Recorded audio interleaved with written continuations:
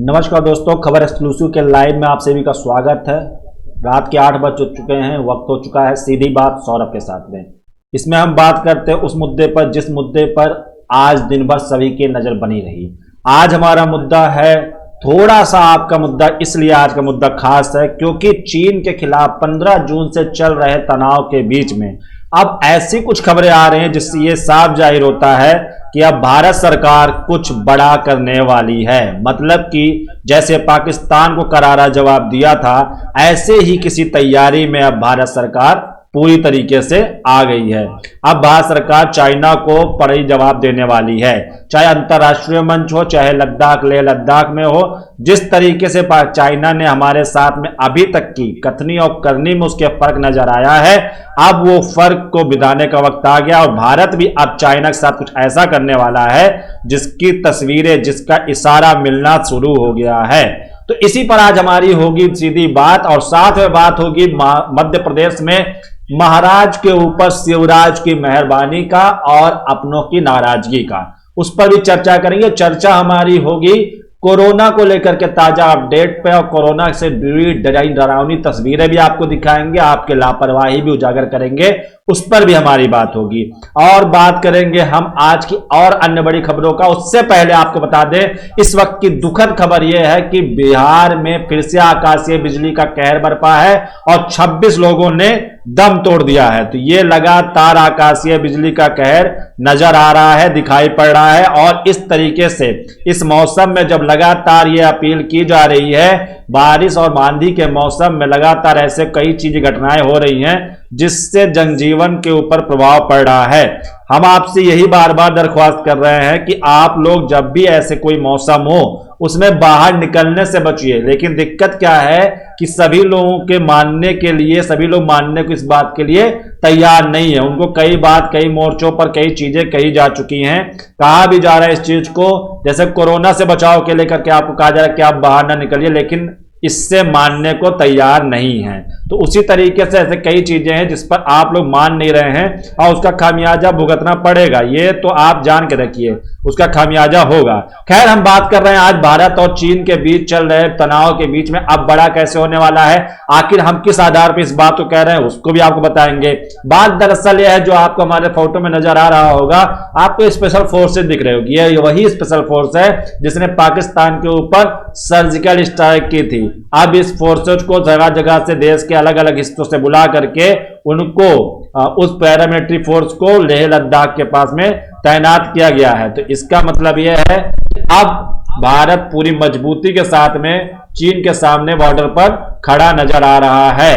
और ऐसे में अब वहां पर आज वायुसेना को मजबूत करने के लिए MiG-29 21 MiG-29 को खरीदने का और 59 MiG-29 को अपग्रेड करने की मंजूरी मिल गई है, उसको अपग्रेड किया जाएगा। तो ऐसे कई सारी खबरें हैं जिसको लेकर के अब बड़ा कुछ होने वाला है, इसका साफ साफ नजर आना, सूरत नजर आनी शुरू हो गई है।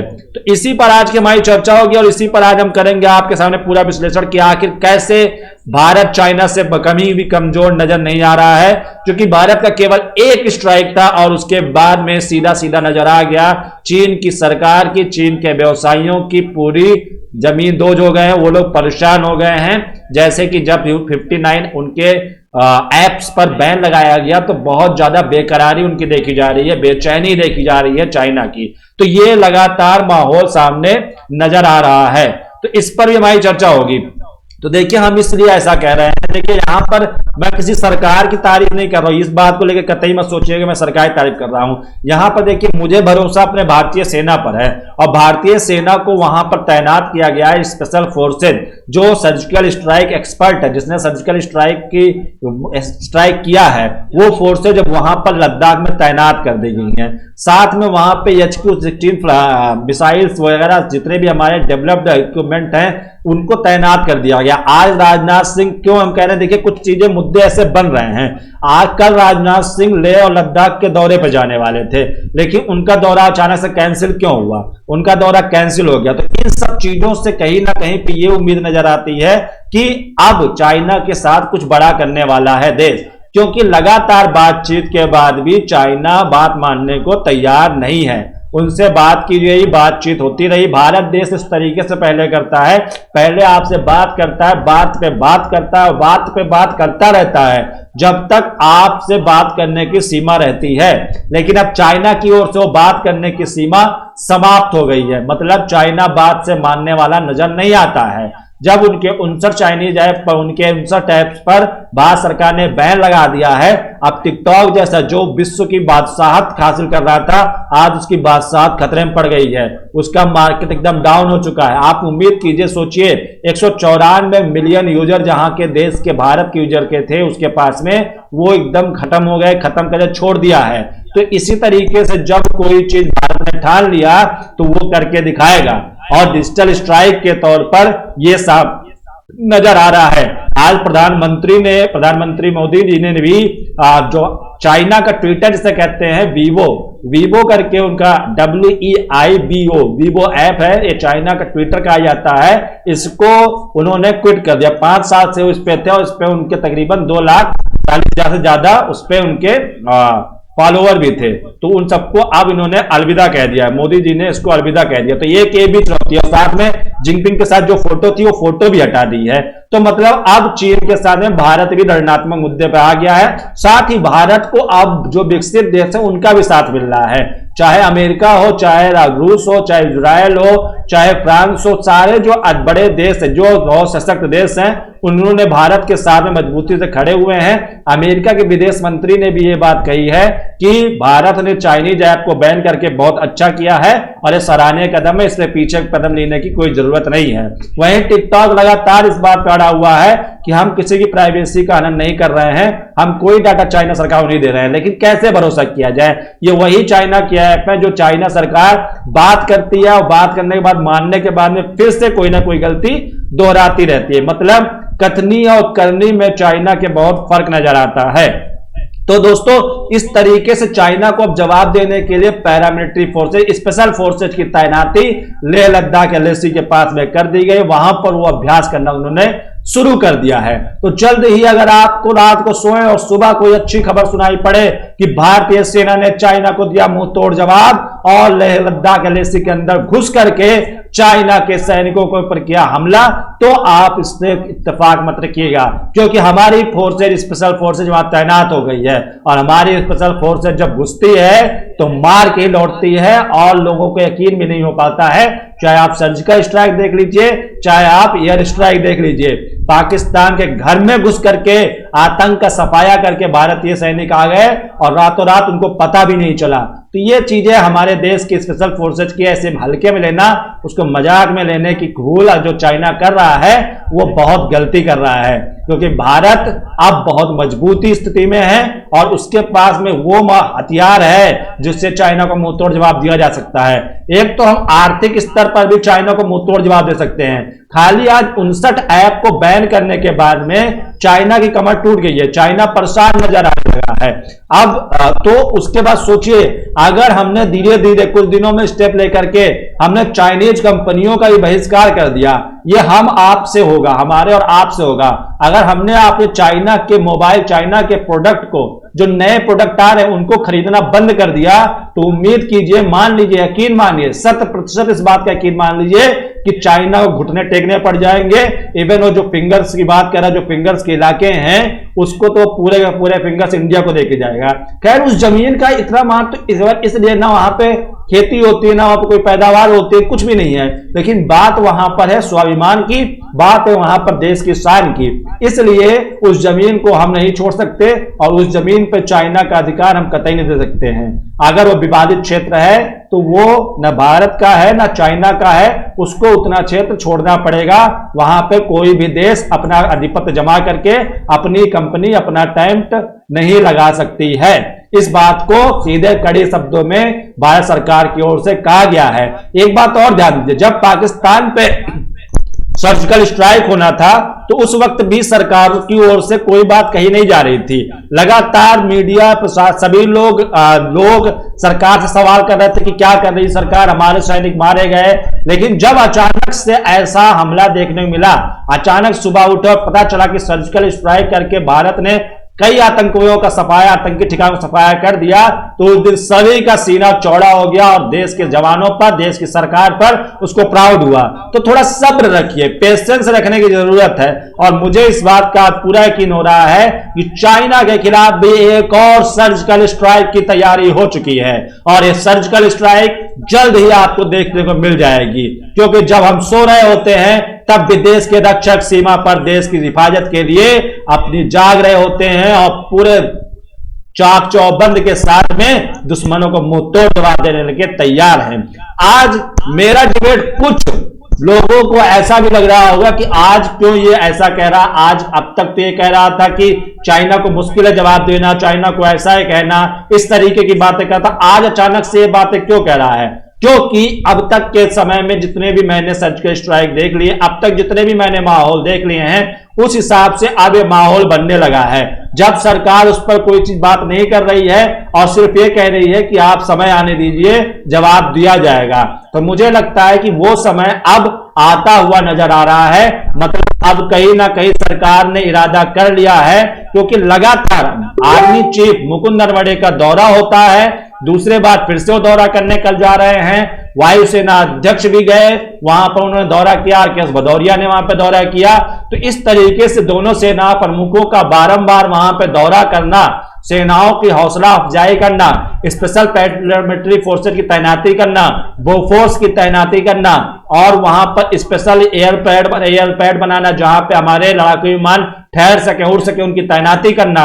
इसका मतलब यह है कि अब भारत पूरे जोश में आ गया है और भारत ने पूरी तैयारी कर ली है। क्योंकि हम अन्य देशों की तरह अचानक से कोई गतिविधि नहीं करते कि जहां पर जोश में होश खो दें। हमारा जोश हाई है, लेकिन हम उस जोश का इस्तेमाल सही तरीके से करते हैं ताकि हम सामने दुश्मन के ऊपर जीत कराएं और हमारे किसी भी जवान को कोई नुकसान ना हो। हमारे एक स्पेशल फोर्सेस के एक आर्मी को, एक जवान को कम से कम वो 100 से 200 लोगों को मारने में सक्षम होता है।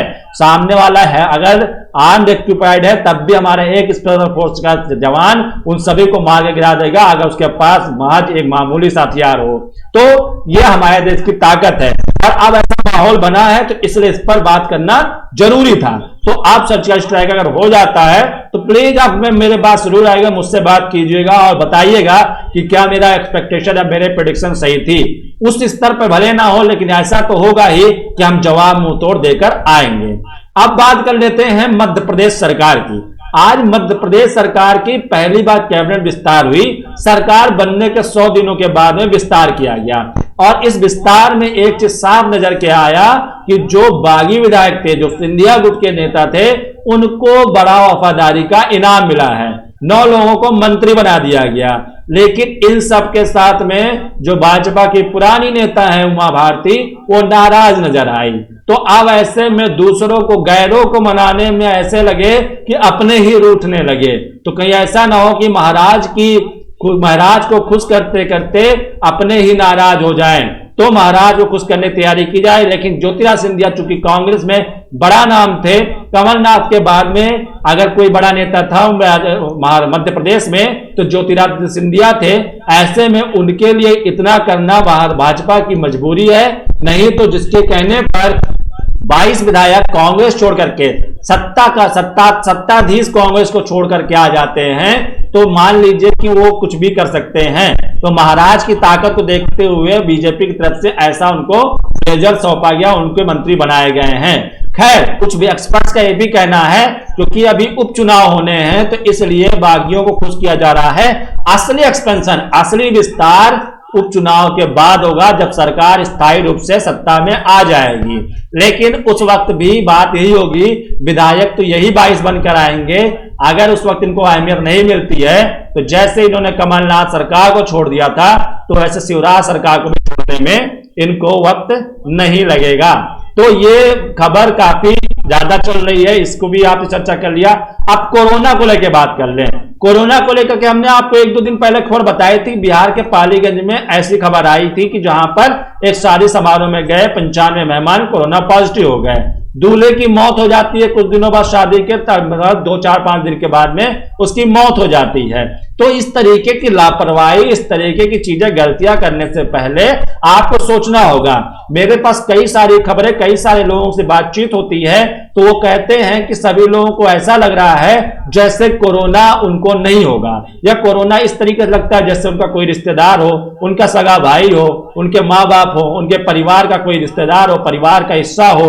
मतलब कोरोना क्यों नहीं हो सकता है? आप सोचिए, अगर सरकार की ओर से कहा गया है कि शादियों में आप मुश्किल से 50 लोग, मुश्किल से 50 लोग पूरी तरीके से सोशल डिस्टेंसिंग का पालन करते हुए शामिल हो जाइए, तो कैसे 95 लोग कोरोना पॉजिटिव आ जाते हैं? तो कहीं ना कहीं आपकी लापरवाही ही आप पर भारी पड़ रही है। तो लापरवाही मत कीजिए। कई लोग अभी भी शादी समारोह में, बड़े बड़े समारोह में शिरकत कर रहे हैं। अगर आपको नहीं होता है तो आपको लगता है कि हमें हो नहीं सकता है, लेकिन यकीन मानिए जिस वक्त आपको हो जाएगा उस वक्त आपके पास पछताने के अलावा कोई विकल्प नहीं होगा।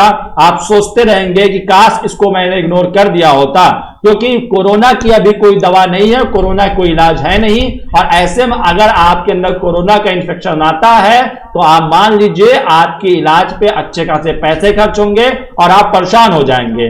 वहीं कोरोना को लेकर के धार्मिक खबर है कि कोरोना को लेकर के अब कांवड़ यात्रा को टाल दिया गया है।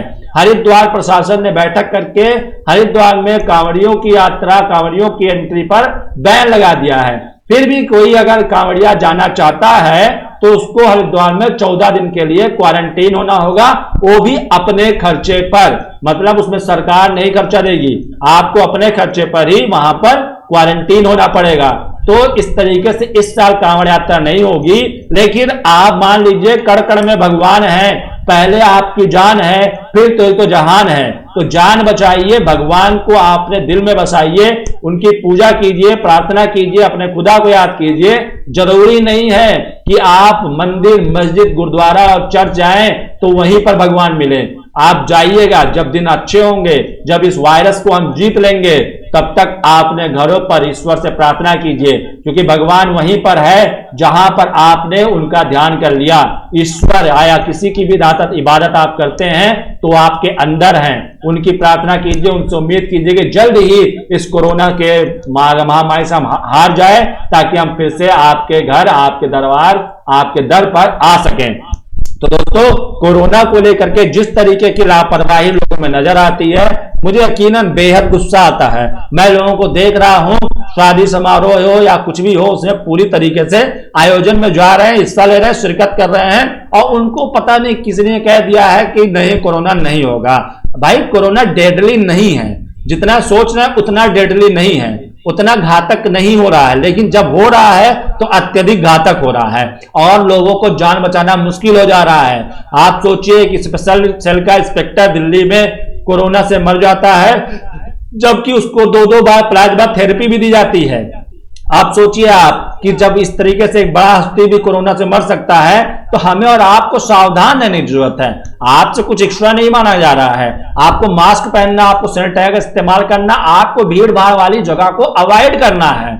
आप समझ लीजिए, आप कई नियम है जिसको लोग जानते नहीं हैं। जैसे आप मोटरसाइकिल सवारी कर रहे हैं तो सिर्फ एक ही व्यक्ति उस पर सवार हो सकता है। आप कार में जा रहे हैं तो 3 लोग सवार हो सकते हैं। उससे ज्यादा लोग सवार होते हैं तो आपके ऊपर जुर्माना भी लग सकता है। साथ ही अगर आप मास्क पहन के बाहर नहीं निकलते हैं तो भी आपकी पेनल्टी लग सकती है। अब कुछ लोगों का बात है तो वो लोग कह रहे हैं कि हमारे यहाँ तो पुलिस रोकती नहीं है। तो भाई, पुलिस आपको हेलमेट के लिए रोके, पुलिस आपको मास्क के लिए रोके, आपके ऊपर पेनल्टी लगाया जाए, भाई उससे पुलिस को क्या नुकसान हो रहा है? पुलिस की क्या नुकसान हो रही है? पुलिस को क्या फायदा हो रहा है आपको मास्क पहनाए? मास्क आप पहनेंगे, आप खुद सुरक्षित रहेंगे, आसपास लोगों को सुरक्षित करेंगे। आप इंतजार कर रहे हैं कि आपकी पेनाल्टी काटी जाए, क्यों नहीं आप सावधानी रखते हैं? कब तक इस तरीके की लापरवाही करते रहेंगे? आप हेलमेट पहन के निकलते हैं, पुलिस वाला रोकता है, पुलिस वाला आपको जाने देता है, नहीं पहनते हैं, आप निकल जाते हैं, तो उससे आपने क्या कर लिया? आपने पुलिस वाले की जिंदगी जोखिम में डाल दी, जान जोखिम में डाल दी। पुलिस वाले को कोई नुकसान कर दिया? नहीं, इससे आपने खुद का नुकसान किया। तो जो भी सुरक्षा बनाई गई है वो आपके लिए बनाई है, समझिए। पेनाल्टी काटी जाती ताकि आप संज्ञान लें, आप अगली बार से ऐसी हरकत ना करें। लेकिन बारंबार इस तरीके की तस्वीरें सामने आ रही हैं। कुछ जिलों से ऐसी खबरें आई हमारे पास में, जिसमें यह खबर आई है कि जो सरकार प्रशासन की ओर से एक एक दिन की बंदी अलाउ की गई है, हर जिले में, हर जनपद में कलेक्टर ने अपने स्तर से उसको बंद किया है, फिर भी कुछ लोग दबंगई दिखाते हुए दुकान खोल के बैठे हैं। अरे भाई, क्या मानसिकता है? आप क्या दिखाना चाहते हैं, क्या कहना चाहते हैं? जिस दिन जब कहा गया कोई फैसला लिया जाता है तो उसका पालन कीजिए। अगर आप इस देश की सरकार को, इस देश की सत्ता को, इस देश के कानून को ही नहीं मानते हैं तो आपको इस देश में रहने का क्या अधिकार है? आप किस आधार पर भारत माता की जय कहते हैं? किस आधार पर इस देश को अपना देश कहते हैं? आपकी भी जिम्मेदारी इस देश की सुरक्षा करने की केवल देश के जवानों की, सरकार की या पुलिस की जिम्मेदारी नहीं है कि उसको सुरक्षित किया जाए। तो आप लोगों को समझना होगा, आप लोग जिस तरीके का माहौल बना रहे हैं, जिस तरीके का एक्शन ले रहे हैं, जिस तरीके का काम कर रहे हैं, उसमें सुधार लाइए। अगर नहीं सुधरेंगे तो भैया मान लीजिए कि कोरोना भी आपके ऊपर अटैक कर सकता है, और जो भी आप नियम नहीं पालन करते हैं उसमें आपका ही घातक है, आपका ही नुकसान है। अब इन सारी खबरों के बाद हम फिर से वापस लौटते हैं चीन पर। चीन के साथ में हमारा अब आमना सामना सीधा होगा, फेस टू फेस होगा। हमें अब जिन देशों को समर्थन चाहिए था उन देशों ने हमें समर्थन दे दिया है। अब फ्रांस हो, अमेरिका हो, इजराइल हो, ये बड़े देश ने हमें कह दिया है कि हम आपके साथ हैं। और वैसे ही भारत काफी था चीन को जवाब देने के लिए। जब कुछ और लोगों के साथ मिल जाता है तो उसको जवाब दिया जा सकता है। वहीं पे बात कर लेते हैं अपने पड़ोसी मुल्क की, नेपाल सरकार की। नेपाल में अब सियासी संग्राम बहुत तेज हो चुका है। यहां पर आज बजट सत्र को बीच में ही स्थगित कर दिया गया। साथ में आज ओली सरकार संबोधित करने वाले थे, उसकी हमें अपडेट नहीं है कि उन्होंने संबोधित किया कि नहीं किया, क्योंकि जो प्रचंड हैं वहां के कमल प्रताप प्रचंड, कमल दहल प्रचंड हैं, जो इनकी पार्टी सत्ता में है, उन्होंने ओली सरकार पर एक्शन लिया था। बोला था इस तरीके से अनाप शनाप बयान भारत सरकार के ऊपर देना कैसे दिखा है, मतलब उनसे इस्तीफा मांगा जा रहा है। तो जल्द हो सकता है कि नेपाल में सत्ता परिवर्तन हो जाए, क्योंकि ओली सरकार देश चलाने में विफल नजर आ रही है। जिस तरीके से उससे बाहर से दुश्मनी ले आता है, उन्होंने कहा था, उनका एक बयान बवाल का, उन्होंने कहा कि भारत सरकार मेरी सरकार गिराना चाहती है। इस पर कमल दहल प्रचंड ने कहा, कमल पुष्प दहल प्रचंड ने कहा कि देखिए भारत, ये जो हम आपसे इस्तीफा मांग रहे हैं, ये भारत सरकार इस्तीफा नहीं मांग रही है, ये इस्तीफा हम मांग रहे हैं। अब थोड़ा कमेंट आखिरी में पढ़ लेते हैं। कमेंट क्या है? कमेंट राजपाल गुप्ता जी कह रहे हैं कि लातों के भूत बातों से नहीं मानते हैं, चाइना लात से ही मानेगा, बहुत बड़ा धोखेबाज है। सोनम गोयल कह रहे हैं जय हिंद, राजपाल गुप्ता जी ने हमें वाहवाही दी है, बहुत बहुत शुक्रिया। सुनील गुप्ता जी ने भी हमें वाहवाही दी है, बहुत बहुत शुक्रिया। देखिए चाइना की प्रवृत्ति रही है कि वो धोखा देता रहा है, भारत हर बार बात करता रहा है। ऐसे ही पाकिस्तान के साथ भी हम बंटवारे के बाद से लगातार बातचीत करते रहे, व्यवहार बनाते रहे कि अब रिश्ते सुधर जाएं, अब पाकिस्तान इस बात को मान जाए कि हाँ चलिए अब अच्छे से हम लोग अपने साथ में रहते हैं, दोनों मिलजुल कर रहते हैं। क्योंकि अगर पड़ोसी एक साथ मजबूती से रहेंगे तो हमें कोई दूसरा दुश्मन हमारे साथ नहीं आ पाएगा। लेकिन वो बार बार नहीं माना, और मानते मानते बाद में ऐसी सरकार आई जिसने उसको जवाब दिया, उसका स्ट्राइक किया, और आज पाकिस्तान उठने का नाम नहीं ले पा रहा है, दम नहीं भर पा रहा, आग उठा के नहीं देख पा रहा है। ऐसे ही चीन लगातार हमारे साथ गद्दारी करता रहा है, लेकिन अब वक्त आ गया है कि भारत सरकार चाइना को मुंहतोड़ जवाब देगी, और इसका सीधा सीधा अब चाइना भी हमें फिर दोबारा ऐसी हिम्मत जैसा उसने माफ कीजिएगा डोकलाम में किया और इन सब जगहों पे किया, वो अब उसको करने की हिम्मत नहीं होगी। वहीं पर नेपाल सरकार जो हमें आगे तरे रही थी, आज वो सरकार में खुद ही सियासी संग्राम मच गया है और जल्द ही ओली सरकार गिर जाएगी। इसकी भी खबर आप आज ही नोट कर लीजिए। मैंने आपको दो खबरें आज बता दी, दो प्रेडिक्शन बता दिए खबर एक्सक्लूसिव ने कि अब कुछ बड़ा होगा चाइना बॉर्डर पर, और आपको पता चलेगा तो आपकी सीना फिर से 56 इंच का हो जाएगा और नेपाल में सरकार गिर जाएगी, ओली सरकार को अपने कर्मों की सजा मिल जाएगी। संस्कृति गुप्ता जी ने कहा बहुत सही बात, वेरी वेरी थैंक यू, बहुत बहुत शुक्रिया। इस तरीके से हमारा हौसला अफजाई करते रहेंगे तो हमें भी अच्छा लगेगा। लेकिन हम बात वही करते हैं। अब आज हमने पहली बार आपके सामने दो बातें कही हैं, उस बात को नोट कर लीजिए कि चीन सरहद पर अब हम भारतीय सैनिक भारत की ओर से कुछ बड़ा होने वाला है, उसको ध्यान रखिए। दूसरा, डिजिटल स्ट्राइक करने के बाद में अब भारत सरकार ने तैयारी कर ली अन्य चाइनीज ऐप को भी बंद करने की। तो अगर आपको नहीं पता चलता है कि ऐप चाइना का कि नहीं है तो आप उसको छोड़ दीजिए, बाकी बहुत सारे विकल्प आपके पास भारतीय ऐप्स के आ गए हैं। और मैं भारतीय इंजीनियर से, भारतीय सॉफ्टवेयर इंजीनियर से भी उम्मीद करता हूं कि वो इनके विकल्प बनाए, अगर नहीं है तो आप इससे विकल्प नहीं, इनसे बेहतर ऐप बनाइए और देश के विकास में अपना महत्वपूर्ण योगदान दीजिए। जो भी सॉफ्टवेयर इंजीनियर है इस तरीके से इसमें अपना सहयोग देंगे तो देश की तरक्की में उनका बहुत बड़ा अहम रोल होगा। साथ ही अब बात कर ले चाइना की, तो चाइना जिस तरीके से हरकतें करता है वो काफी ज्यादा उसके असहनीय हो चुकी थी। बाहर लगातार अपनी रणनीति बनाई थी, अंतर्राष्ट्रीय मुद्दे पर मुलाकातें करना, वीडियो कॉन्फ्रेंसिंग के जरिए बातचीत करना, इन सबको लेकर के बातचीत हो रही थी।